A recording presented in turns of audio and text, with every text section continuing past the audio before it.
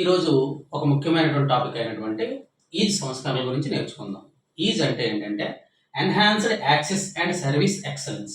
Enhanced access and service excellence.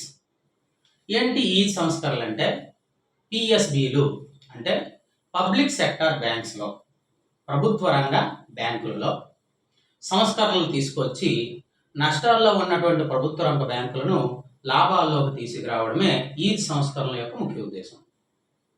అయితే ఈ is సంస్కరణలని ఎప్పుడు తీసుకొచ్చారు ఏమిటి అనేది మనము ఒక క్లియర్ కట్గా కానీ మనం చూస్తే పబ్లిక్ సెక్టార్ బ్యాంక్స్ పిఎస్బిలు అంటాం.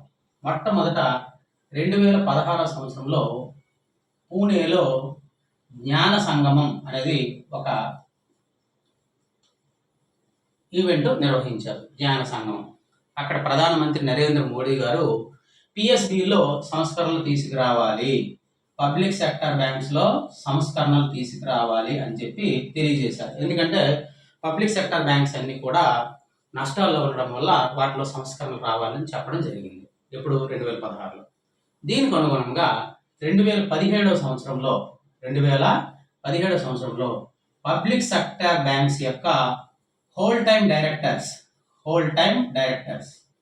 అంటే పూర్తికాల సభ్యులు అనమాట. డైరెక్టర్స్, హోల్ టైమ్ డైరెక్టర్స్ మరియు సీనియర్ ఎగ్జిక్యూటివ్స్ వీళ్ళందరూ ఒక సమావేశం ఏర్పాటు చేసుకున్నారు. సీనియర్ ఎగ్జిక్యూటివ్స్ వీళ్ళందరూ కూడా ఒక సమావేశం ఏర్పాటు చేసుకొని ఈజ్ రిఫార్మ్స్ ఎజెండాను ముందుకు తీసుకొచ్చారు.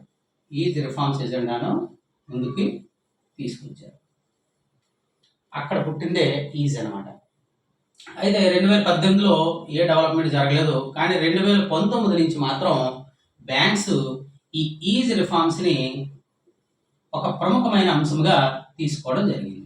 ఈజ్ రిఫార్మ్స్ని ఒక ప్రముఖమైన అంశంగా ఎప్పటి నుంచి తీసుకున్నారో 2019 సంవత్సరం నుండి తీసుకున్నారు.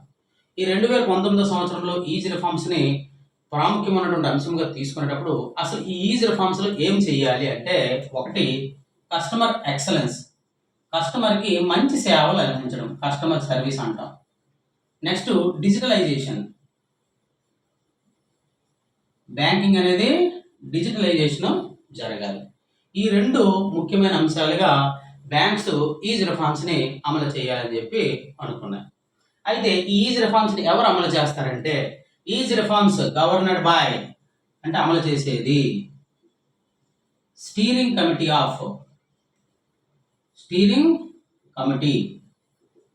ఆఫ్ ఇండియన్ నేషనల్ బ్యాంక్స్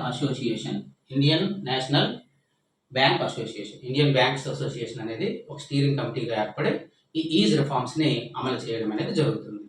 ఈ ఈజ్ రిఫార్మ్స్ అనేది 2019లో ఈజ్ 1.0, 2.0, 3.0, 4.0, 5.0, ప్రెజెంట్ 6.0 జరుగుతుంది. అసలు వాటి యొక్క ఉద్దేశం ఏంటో మనం ఇప్పుడు చూద్దాం.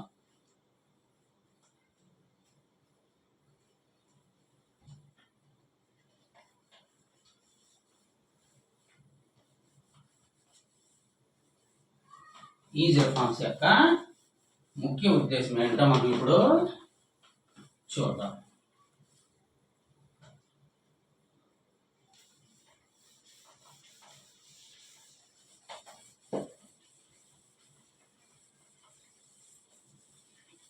ఈజ్ 1.0 2019 సంవత్సరంలో 1.0ని ప్రవేశపెట్టారు. ఈజ్ 2.0 అంటే 2020, ఈజ్ 3.0 2021, ఈజ్ 4.0 2022, 5.0 2023, 6.0 2024. ఈజ్ 1.0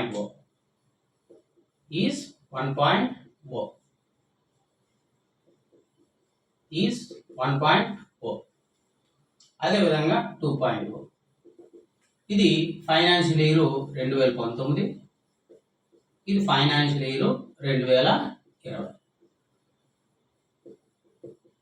దీని యొక్క ముఖ్య లక్ష్యం ఏంటంటే ఆపరేషనల్ అండ్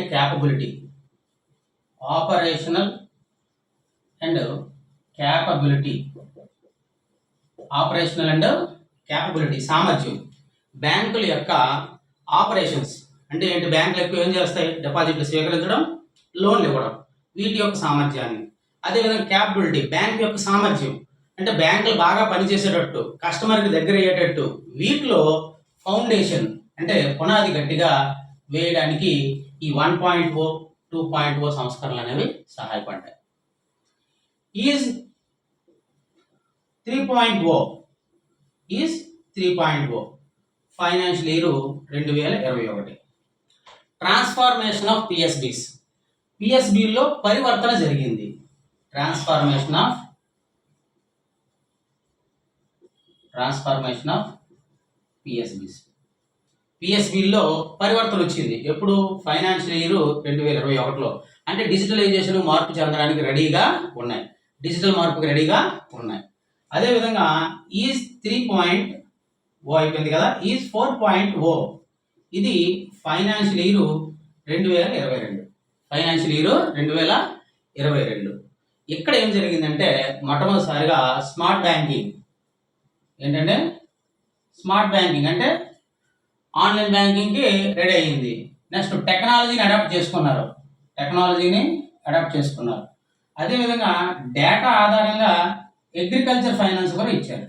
డేటా ఆధారంగా అగ్రికల్చర్ ఫైనాన్స్ కూడా ఇవ్వడము జరిగింది. డేటా ఆధారంగా అగ్రికల్చర్ ఫైనాన్స్ కూడా ఇవ్వడము జరిగింది. అదేవిధంగా ఈ యొక్క ఈజ్ 4.0 జరిగేటప్పుడు 2022 సంవత్సరంలోనే పిఎస్బి మంతన్ 2.0, 1.0 2017లో జరిగింది.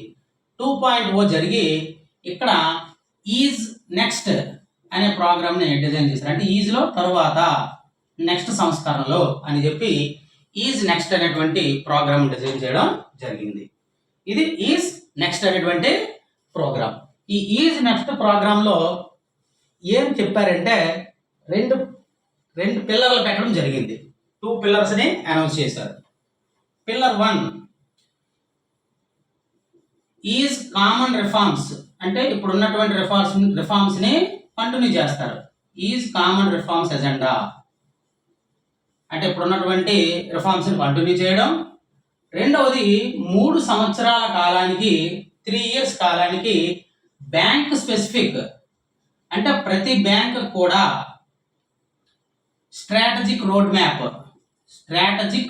రోడ్ మ్యాప్ని వేశారు.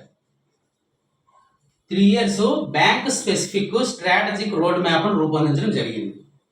3 సంవత్సరాల కాలానికి ఏ బ్యాంక్ ఆ బ్యాంక్కి ఒక వ్యూహాన్ని రూపొందించి ఒక రోడ్ మ్యాప్ను రూపొందించడం జరిగింది. ఎప్పుడు?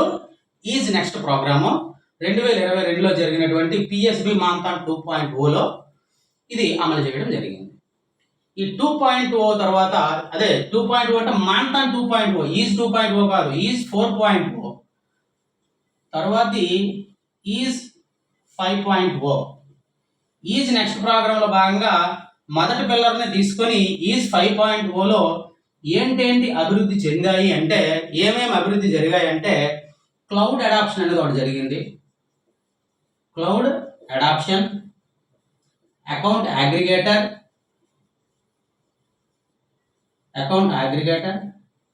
అండ్ నెట్ బ్యాంకింగ్ డిజిటలైజేషన్ అన్నమాట. డిజిటలైజేషన్ జరిగింది ఈజ్ 5.0 ప్రకారం. ఇప్పుడు ముఖ్యంగా మనం చూసుకోవాల్సింది ఏంటంటే 2023 ఇది. ప్రజెంట్ 2024 సంవత్సరం కాబట్టి 2024 సంవత్సరంలో ఉన్నటువంటి ఈజ్ 6.0 గురించి మనం బాగా తెలుసుకోవాలి. ఈజ్ 6.0. ఈజ్ 6.0లో 4 థీమ్స్ ఉన్నాయి, 21 యాక్షన్ పాయింట్స్ ఉన్నాయి. 4 థీమ్స్ అండ్ 21 యాక్షన్ పాయింట్స్ ఉన్నాయి. 22 యాక్షన్ పాయింట్స్, 4 థీమ్స్ ఉన్నాయి. 4 థీమ్స్ అండ్ 22 యాక్షన్ పాయింట్స్. ఈ 4 థీమ్స్ ఏంటో మనం తెలుసుకుందాం. మొట్టమొదటిది ఏంటి అంటే ఈజ్ 6.0 2024 4 థీమ్స్ ఉన్నాయి. మొట్టమొదటిది కస్టమర్ ఎక్సలెన్స్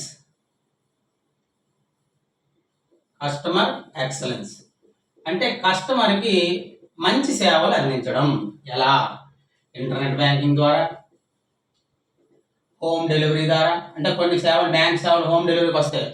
కొన్ని పల్లెటూరులో మొబైల్ బ్యాంకింగ్ సేవలు పెట్టి అక్కడే డిపాజిట్లు స్వీకరించడం, అదేవిధంగా లోన్స్ ఇవ్వడం కూడా జరుగుతుంది.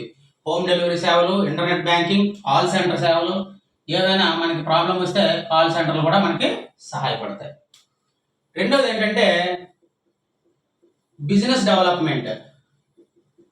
అంటే ఎవరైతే బిజినెస్ పీపుల్ ఉన్నారో వాళ్ళ బిజినెస్ డెవలప్మెంట్ చేయడానికి micro, small, medium enterprises MSME సంస్థలకి లోన్లు ఇవ్వడం, అదేవిధంగా అగ్రికల్చర్ సైన్స్ అంటే అగ్రికల్చర్లో వ్యాపారం చేసే వారికి కూడా లోన్లు ఇవ్వడం అనేది ఈ యొక్క డిజిటలైజేషన్ ద్వారా ఈజీ చేయబడ్డాయి. MSMEల్లో అకౌంట్లో వారు ఎంత ప్రాఫిట్లో ఉన్నారో వాళ్ళకి ఎంత లోన్ ఇవ్వచ్చు అనేది ఇప్పుడు సులువుగా తెలుస్తుంది అనమాట ఈ డిజిటలైజేషన్ వల్ల. నెక్స్ట్ మూడవది